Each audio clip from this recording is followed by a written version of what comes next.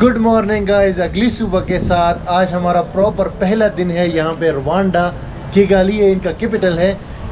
कैसे मैं यहाँ आया, पिछली वाली वीडियो में आपने देख लिया होगा कि मैं बाय रोड आया रवांडा से यहाँ पे, और यहाँ पहुँच के रात का टाइम था तो हमने ये होटल लिया हुआ है। मेरे होटल की बालकनी से ये वीडियो बना रहा हूँ। तो होटल्स तो यहाँ पे अगर सिटी सेंटर से थोड़ा सा बाहर लेते हैं तो फिर चीप मिल जाते हैं, लेकिन सिटी सेंटर में थोड़े से एक्सपेंसिव है, लेकिन फिर भी हमें अच्छी डील मिल गई थी। ये $50 का हमने रूम लिया है। आप देख सकते हैं इसके अंदर ब्रेकफास्ट, अच्छा ब्रेकफास्ट शामिल है, और सिटी सेंटर के अंदर ही है ये होटल। तो ये आप पीछे अभी मैं आपको दिखाऊंगा आगे जो है ना, सिटी सेंटर का मेन जो स्क्वायर है वो थोड़ा सा आगे है। तो इस कंट्री के बारे में यार हमने बहुत सुना था कि ये बहुत खूबसूरत है और बहुत पीसफुल है अफ्रीका के अंदर, और बहुत बना हुआ है। तो हमने कहा आज आके देख ही लेते हैं। और ये है मेरा कंट्री नंबर 62। इनकी करेंसी का नाम है रवांडन फ्रैंक, जो कि $1 के बनते हैं 940 आज के हिसाब से। और हमने ऑलरेडी थोड़ा सा $100 के एक्सचेंज कराए हैं।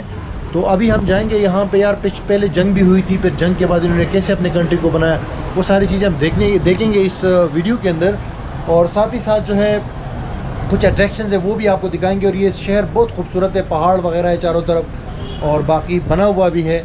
तो सारी चीज़ें हम देखने वाले हैं। मौसम जो है थोड़ा सा मतलब यहाँ पे बारिश हो रही है। अभी कल भी बारिश थी, आज भी बारिश का इम्कान है, लेकिन हमारे 2-3 दिन यहाँ पे स्टे है, तो हम कोशिश करेंगे कि आपको सारी चीज़ें दिखाएं। और लकीली यहाँ पे पाकिस्तानी रेस्टोरेंट भी अवेलेबल है। तो आइए चलते हैं, देखते हैं इस शहर को।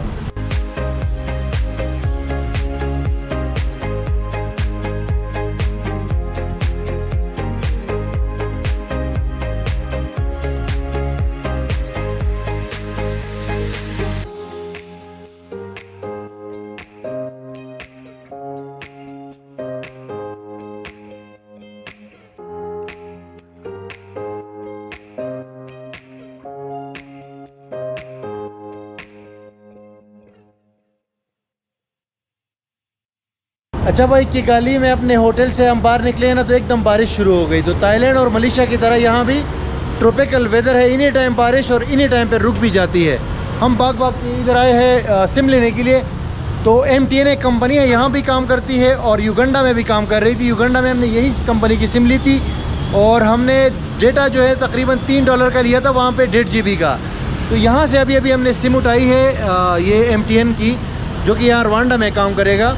तो अभी ये कंपनी के बाहर में खड़ा हूँ। तो सिम जो है वो तो तकरीबन 1000 रुपये में मिल जाती है। फिर हमारे पास डेटा हमने लिया है 5000 का, यहाँ के जो 5000 है, जो कि $5 बनते हैं ऑलमोस्ट। 5 GB डेटा हमने मिला है, और उसमें 2 GB डेटा जो है वो आ गया है, तकरीबन बोनस आ गया है।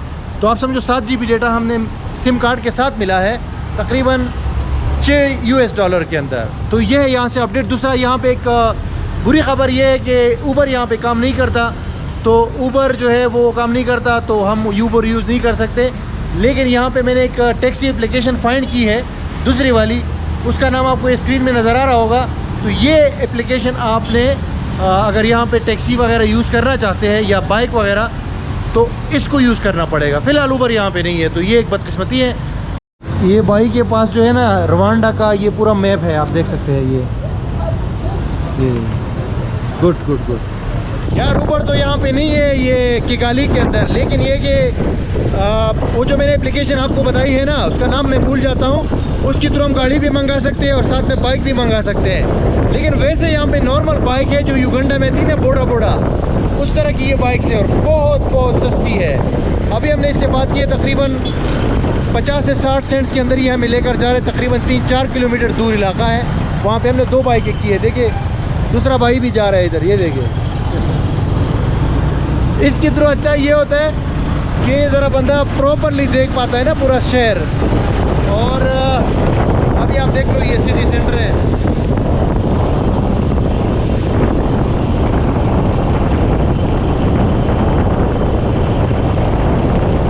अब कार में चेक कर रहा था वो एप्लीकेशन की तो उसकी तकरीबन $3-4 आ रहे थे, लेकिन इसकी जो है बहुत कम है।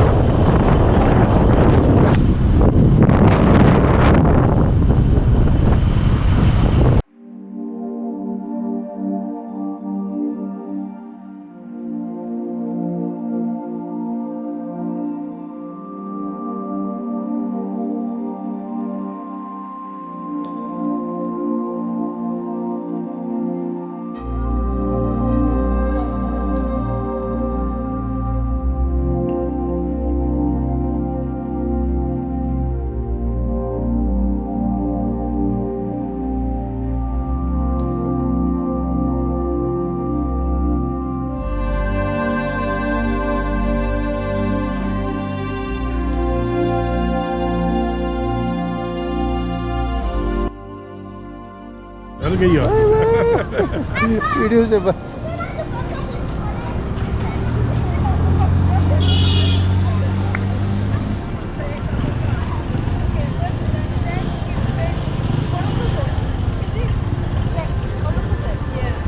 बाइक से हम उतर गए। जस्ट 5 से 10 मिनट की राइड थी और हमारा पहला अट्रैक्शन किगाली के अंदर है। यहाँ पे किगाली जेनोसाइड मेमोरियल है, एक बहुत हिस्टोरिकल जगह है, उसको हम विज़िट करने वाले हैं। लेकिन 2-3 क्विक चीज़ें आपको मैं बताना चाह रहा हूँ जो अभी मैंने ऑब्ज़र्व की है, मतलब थोड़ा सा जो शहर को एक्सप्लोर किया है हमने। नंबर 1, सफाई का निज़ाम बहुत साफ़ सुथरा शहर है। हर जगह पे प्रॉपर जो है फुटपाथ बने हुए हैं, रोड्स प्रॉपर है। सेफ्टी बहुत ज़रूरी। आप अगर बाइक पे बैठेंगे ना तो पीछे वाला बंदा भी हेलमेट पहनेगा और आगे वाला भी पहनेगा, मतलब ज़रूरी है ये। और तीसरे नंबर की चीज़ ग्रीनरी, मुकम्मल ग्रीन है। फर्स्ट इंप्रेशन ग्रेट जा रहा है। चारों तरफ पहाड़ है, खूबसूरत ग्रीन माउंटेन्स है, रोड्स है, हर चीज़ A1 है। तो अभी हम जा रहे हैं ये मेमोरियल विज़िट करने के लिए और इसकी हिस्ट्री भी बाद में बताते हैं। फ्री एंट्री है, अभी हमने पूछा है, कोई फ़ीस नहीं है।